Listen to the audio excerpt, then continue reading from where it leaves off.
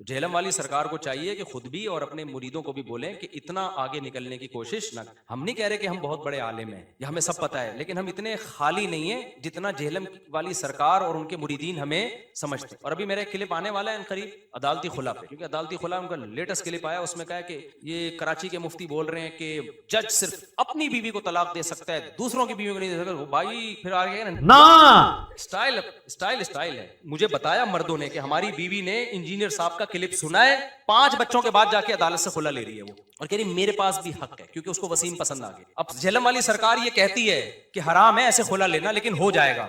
भाई जब उसको बंदा पसंद आ गया ना तो फिर हलाल हराम नहीं देखा जाता। इश्क जब भूत सवार होता है ना तो फिर अच्छे अच्छे फिसल जाते हैं। ये हम जजों के गुलाम और लौंडियां हैं कि जज हमारी बीवी को भी जब चाहे तलाक दे दे, ऐसा थोड़ी है। लोग उसको फॉलो कर रहे हैं, लोग कह रहे हैं भाई ये दुख हवाले तो देना है ना। मैं कह रहा हूँ ये मुफ्ती थोड़ी है, मुफ्ती साहब छोड़ो इसको, कौन मुफ्ती कौन आलिम, रेफरेंसेस तो दे रहा है ना, ये लोगों की दलील होती है। मैं कहता हूँ वो रेफरेंसेस अरबी में, उसका उर्दू तर्जमा सही है या गलत है ये आपको पता है? कह रहे हैं भाई तर्जमा तो लिखा हुआ है ना, फिर वो नेट से हटवा दो तर्जमा। हम वजीर आजम नहीं बना सके 1 महीने तक, जो हमारे लिए तर्जमे से ज्यादा जरूरी है, तो हम वहां से कहां से हटवा दें? तो कह रहे नहीं हवाले का क्या होगा, वो जो हवाले दे रहा है। मैं कह रहा था भाई जेहलम गया था तो मेरे सामने दे देता ना हवाले। कह रहे नहीं कोई हिकमत होगी नहीं आया, तो मैंने कहा बुलाया, कह रहे गलती हो गई बुलाया आपको नहीं आया, हवाले तो है ना। इल्मी मेरे असाब इतने मजबूत हैं कि ये जमीन आसमान के सारे मौलवी मिलके मरे हुए जिंदा सामने आ जाए। तुम्हारे मरे हुए बुजुर्ग और जिंदा बुजुर्ग उनके सारे दलाइल फेल हो गए जिस बंदे के सामने, उसे तैयारी करने की जरूरत नहीं है। तो मैं सूरह फातिहा इतनी रवानगी के साथ नहीं आती जिस तरह मुझे कुरान और सुन्नत के दलाइल अज़बर याद है। अल्हम्दुलिल्लाह ना स्टाइल स्टाइल स्टाइल है। मैंने क्लिप रिकॉर्ड करवा दिया है अदालती खुला पर। वो झेलम वाली सरकार जो है ना, वो फूंको वाली सरकार से भी बड़ा मसला है। वो उसने ये कहा है कि अदालत एक तरफा खुला दे सकती है अदालत या, तो मैंने कुरान और सुन्नत की रोशनी में पूरा झेलम वाली सरकार के भी चलाए। फर्स्ट टाइम मैंने ऐसा रिएक्शन किया है, और ये मैंने झेलम वाली सरकार ही की बातों की वजह से किया है। क्योंकि झेलम वाली सरकार जो है ना, वो क्या कर रहे हैं, वो तो ऊटपटांग मसाइल बता ही रहा है बेचारा, उसको ना कुरान का पता, ना हदीस का पता, ना फिक़ा का पता, ना इजमाए उम्मत का पता। और किसी एक जगह झेलम वाली सरकार टिकती नहीं है, अपने ही दावों में तजाद, एक जगह एक दावा अगली जगह दूसरी दावा। तो लगता है कि उसका काम सिर्फ बौखलाहट फैलाना है। तो ठीक है आप कर रहे करते रहो, मेरा नाम इस्तेमाल नहीं करो आप। मैंने बहुत दफा समझाया भाई मेरा नाम, मेरा क्लिप, मेरी तस्वीरें क्यों लगा रहे हो, लेकिन झेलम वाली सरकार को समझ में बात आ नहीं रही। उसका नतीजा निकला मैं झेलम चला गया उनके बुलाने पर, फिर भी वो मार्केट से शॉर्ट। मैंने कहा किस्सा खत्म हो जाए ना ताकि ये, तो मैंने समझा किस्सा खत्म हो गया भाई, सारी दुनिया ने देख लिया, एक बंदा आया है कहकर गया है कि आप पॉजिटिव रिस्पॉन्स देते हैं, बैठेंगे जब आपका टाइम होगा हम उसी वक्त बैठेंगे, आप बता दें मैं तैयार हूं। तो उस पर भी नहीं रिस्पॉन्स दिया। फिर झेलम वाली सरकार ने कहा कि भाई आप जो है वो ऑनलाइन आ जाओ। मैं फौरन तैयार हो गया, मैंने कहा ठीक है शराइत तय कर लेते हैं। तो झेलम वाली सरकार ने कहा हम मंगोल हैं, हम शर्तें नहीं लगाते, धाड़ थल्ले, 3 बातें कही। वो फिर उनका जो रिएक्शन आया था ना, वो भी यूट्यूब पे पड़ा हुआ है। धाड़ थल्ले, हम मंगोल हैं, शर्तें क्यों लगाते हो? बगैर शर्तों के जब डिबेट होती है तो मुर्गों की लड़ाई होती है। वो बहस, कोई इल्मी बहस कभी बगैर शर्तों के, हम कोई ये थोड़ी शर्तें लगा रहे हैं कि दोनों गुटके खा के बैठेंगे या तवे पे बैठ के मुनाजरा होगा, और तवा कम से कम इतने डिग्री गर्म होना चाहिए। भाई नॉर्मल शर्तें कि कितनी देर डिबेट होगी, टॉपिक क्या होगा, आप कितनी देर बात करेंगे, फिर मैं कितनी देर बात करूंगा, सालिसी का किरदार कौन करेगा, ये शर्तें हमने तय करनी थी। उन्होंने कहा कि शायद ऐसी शर्तें हैं कि हम तवे पे बैठ के, चूल्हे पे बैठ के बहस होगी, तो शर्तें क्यों लगाते? और फिर मंगोल, हालांकि मंगोल तो सारे हनफी थे, तभी झेलम वाली सरकार के बाप दादे परदादे सारे हनफी निकलेंगे। ये तो हनफियों की वजह से आपको इस्लाम मिला है। अब्बा भी हनफी, दादा भी हनफी।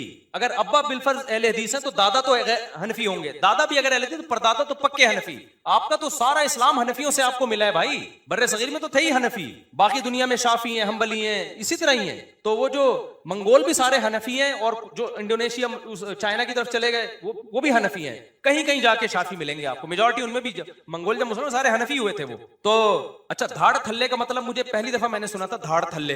अभी तक मुझे इसका मतलब नहीं पता धाड़ थल्ले का मतलब क्या है, लेकिन चूंकि वो रिएक्शन हुआ ना गुस्से में, तो मैं अब ये समझ रहा हूं कि जब भी कहीं गुस्सा आए तो धाड़ थल्ले। अब उस दिन के बाद से मुझे भी जब भी गुस्सा आता है ना अपने साथी में, धाड़ थल्ले। मुझे नहीं पता इसकी क्या मतलब क्या है, लेकिन इसका मतलब है जब बहुत गुस्सा आ रहा है ना, धाड़ थल्ले। ये भी लैंग्वेज सीखने का एक देसी तरीका है। अब पता नहीं हकी, तो कभी झेलम में मुलाकात हुई तो मैं पूछूंगा भाई धाड़ थल्ले का असल मतलब क्या है। मैं तो उर्दू जानूं, पंजाबी तो नहीं आती ना मुझे। तो अब झेलम वाली सरकार का काम ये था कि मैं झेलम से आ गया, भाई जो जिल्लत होनी थी आपकी हो गई, खत्म करो, चुप करो, इस टॉपिक को खत्म करो, आपने जो करना है करो। आपने फिर ऑनलाइन मुनाजरे का चैलेंज कर दिया, मैंने ऑनलाइन मुनाजरे का चैलेंज कबूल किया, फिर आप पीछे हट गए, फिर आपने खुद ही कहा दोस्ती का हाथ बढ़ा लिया। मैं खुश था उस पर कि चलो यार ये फड्डा क्या होना चाहिए, खत्म। आपका जो नजरिया आप ठीक है फैलाते रहो, जिसमें अकल होगी वो खुद ही समझ जाएगा कौन सही है कौन गलत है। ठीक है भाई, बात खत्म हो गई थी। मैं चुप करके बैठा हुआ था ना इतने सालों से, फिर वही मेरा तस्वीरें, फिर वही मेरे क्लिप। अब मैंने अगर आपका नाम लिया था ना किसी में, तो वो आपने पहले लिया, उसके बदले में मैंने नाम लिया है आपका। वो कह सकता है कि मुफ्ती साहब ने पहल की है, वो आपने पहल की, उसके बाद मैंने जवाब दिया है, फिर आपने पहल की। तस्वीर में खुद अपने चैनल पे नहीं तो अपने शागिर्दों को लगाया हुआ है। तो इसलिए फिर मैंने कहा भाई ये दो तो हो गए, एक झेलम जाके आ गया, एक ऑनलाइन हो गया, अब एक तीसरा रह गया कि उसी तरह से रिएक्ट करवाओ झेलम वाली सरकार का। पहले मैं रिएक्ट जो करवाता था ना, सरकार के क्लिप नहीं लगाता था मैं, उससे क्या होता था, सरकार मेरी बात को गलत रुख पे ले जाते थे। अब मैंने क्या किया, पहले सरकार का क्लिप चलेगा, फिर मैं बताऊंगा ये जो हदीस का तर्जुमा कर रहे हैं, ये तर्जुमा ये बनता नहीं। ये सरकार ने जो हदीस पेश की है, पूरी हदीस ये नहीं, पूरी हदीस यूं है। सरकार जो कह रहे हैं मैं फलां को मानता हूं, तो सरकार फलां को नहीं मानते। फलां का ये इरशाद है जिसको सरकार ने तोड़ मोड़ के पेश किया है, तो सरकार को चाहिए चुप हो जाए। अच्छा, सरकार के में जैसा अल्लाह ने कॉन्फिडेंस दिया ना गलत बातों पे, ऐसा ही इनके मुरीदों में भी कॉन्फिडेंस है। इनके मुरीद समझते हैं कि जेहलम वाली सरकार जैसा इस कायनात में कोई कुरान और सुन्नत को जानने वाला पैदा हुआ ही नहीं। ये बहुत ज्यादा खुशफहमियों में है। और मेरे बारे में पता है नीचे क्या कमेंट्स किए हुए होते हैं इनकी सरकार के मुरीदों ने, मुफ्ती साहब को तो बाबों की किताबों के अलावा कुछ भी पता नहीं। तकब्बुर अल्लाह को पसंद नहीं है, समझ रहे हो? तकब्बुर अल्लाह की चादर है, जो इसमें अल्लाह से उलझेगा ना, अल्लाह उसको रुस्वा करेगा। झेलम वाली सरकार को चाहिए कि खुद भी और अपने मुरीदों को भी बोलें कि इतना आगे निकलने की कोशिश ना। हम नहीं कह रहे कि हम बहुत बड़े आलिम हैं, ये हमें सब पता है, लेकिन हम इतने खाली नहीं है जितना झेलम वाली सरकार और उनके मुरीदीन हमें समझते हैं। इतना खाली नहीं है। ये जो मेरे जुम्मे और इतवार के टॉपिक्स है ना, ये वाज़ो नसीहत के टॉपिक्स हैं। ये जो इख्तलाफी मसाइल और जो कुरान और हदीस से फुक़हा ने मसाइल इस्तिंबात किए, ये टॉपिक ही नहीं है। तो मेरे जो ये वाले टॉपिक हैं, मदरसों में होते हैं, तलबा के सामने होते हैं, और इन टॉपिक्स को हम अगर यूट्यूब पे लाते भी है तो सिर्फ जवाब दे देते हैं, हम ज्यादा डिटेल में नहीं जाते।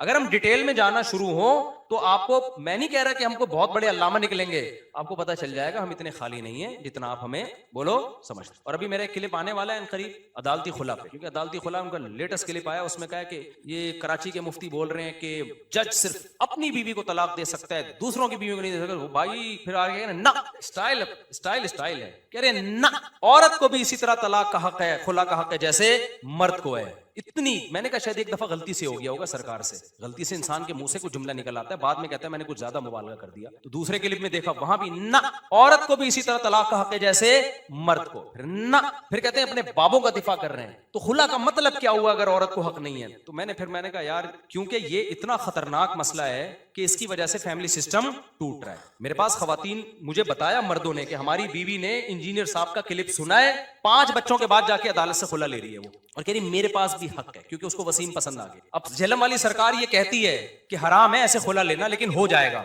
भाई जब उसको बंदा पसंद आ गया ना, तो फिर हलाल हराम नहीं देखा जाता। इश्क जब भूत सवार होता है ना, तो फिर अच्छे फिसल जाते हैं। तो ये तकल्लुफ की क्या जरूरत है कि गुनाह मिलेगा लेकिन हो जाएगा? भाई होगा ही नहीं, क्योंकि जिसकी बीवी है वो छोड़ेगा तो होगा, जज की बीवी थोड़ी है। अजीब सी बात है यार, हम जजों के गुलाम और लौंडियां हैं कि जज हमारी बीवी को भी जब चाहे तलाक दे दे, ऐसा थोड़ी है। तो इस पे मैंने दलाइल दिए, अभी इंशाल्लाह वो मेरा क्लिप आ जाएगा पूरे रेफरेंसेस के साथ। वो पहला क्लिप होगा जो इस तरह से मैंने इंजीनियर के क्लिप मैंने उसको छोड़ा हुआ था कि यार छोड़ो, जाने दो यार, क्या खाम बिला वजह एक नया टॉपिक यूट्यूब पे शुरू हो जाएगा। और आवाम के जिम्मे वो उलमा से मसले पूछे, अगर वो झेलम वाली सरकार से पूछ रही है तो अल्लाह खुद उनसे पूछ लेगा क़यामत के दिन कि भाई डॉक्टर से मेडिकल साइंस की बातें पूछी जाती हैं। देखो हजरत हकीम साहब रहमतुल्लाह बड़ी प्यारी बात करते थे कि टमाटर किसके पास से मिलता है? टमाटर वालों के पास।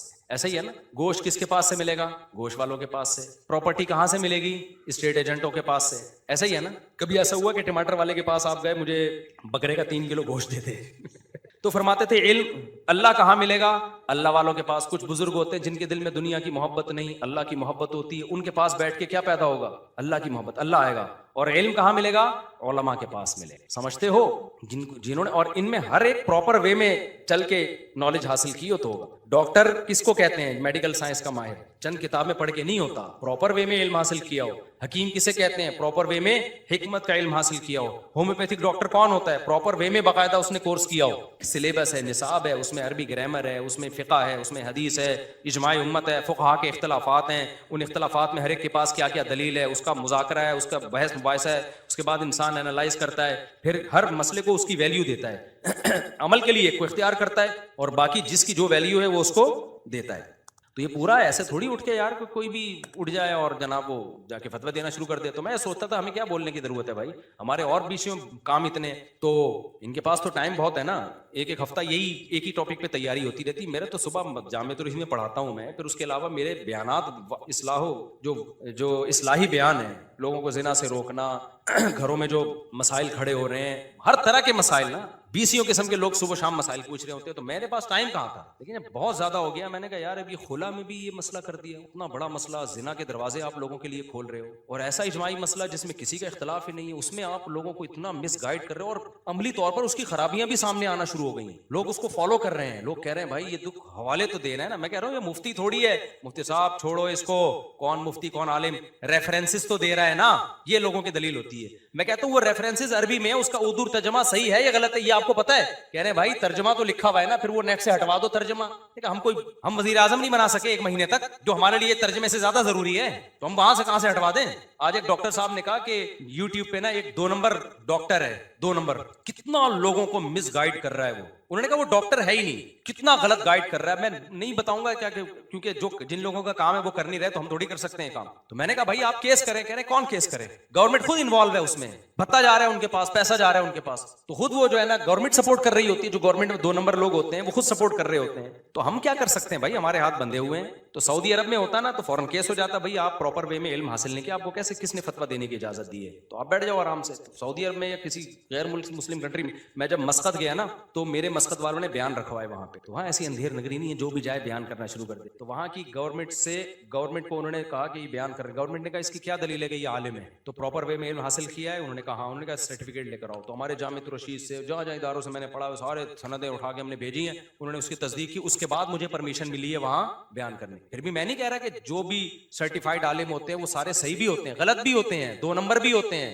लेकिन 2 नंबरों की वजह से ये तो नहीं कि अब दीन का इल्म आप उलमा के अलावा आम लोगों से हासिल कर लो। 2 नंबर डॉक्टरों की वजह से आप ये कहो कि अब हम इलाज मैकेनिक से करवाएंगे। भाई 2 नंबर डॉक्टर अगर होते हैं तो 1 नंबर के पास जाओ आप, लेकिन इलाज तो डॉक्टरों ही से होगा ना। तो ये बात लोगों को उसूल समझ में नहीं आ रहा। तो कह रहे नहीं हवाले का क्या होगा, वो जो हवाले दे रहा है। मैं कह रहा था भाई जेहलम गया था तो मेरे सामने दे देता ना हवाले। कह रहे नहीं कोई हिकमत होगी नहीं आया। तो मैंने कहा बुलाया, कह रहे गलती हो गई बुलाया आपको नहीं आया, हवाले तो है ना। मैंने साथियों से मशवरा किया, मैंने कहा इंजीनियर साहब चुप भी नहीं हो रहे हैं, हमारा नाम भी हर जगह इस्तेमाल कर रहे हैं, और इनके फैंस जो हैं हमारी तस्वीरें लगा भी रहे हैं, और फिर मेरे पास टाइम नहीं है, लेकिन इमेज बहुत, मैसेज बहुत बुरा जा रहा है। मेरी बदनामी नहीं है, बदनामी उलमा की हो रही है। और जो अवाम इसमें, उन साहब ने कहा ना मेरी बीवी खुला ले रही है, तो उसका ये जज्बात है, गोया मुझे बुरा कह रहा हूं कि अल्लाह आपसे पूछेगा क़यामत के दिन, आप लोग क्यों रिकॉर्ड नहीं करवाते, क्यों उसका जवाब नहीं देते। पर मैंने कहा यार खुला पे तो करो, तो मैंने अभी खुला पे रिकॉर्ड करवा दिया है, रिकॉर्डिंग हो चुकी है, 1-2 दिन में इंशाल्लाह अपलोड हो जाएगा। आप लोगों ने उसको, उसमें दलाइल से पहली दफा मैंने इस तरह से रिएक्शन करवाया, उसमें इंशाल्लाह आपको अंदाजा हो जाएगा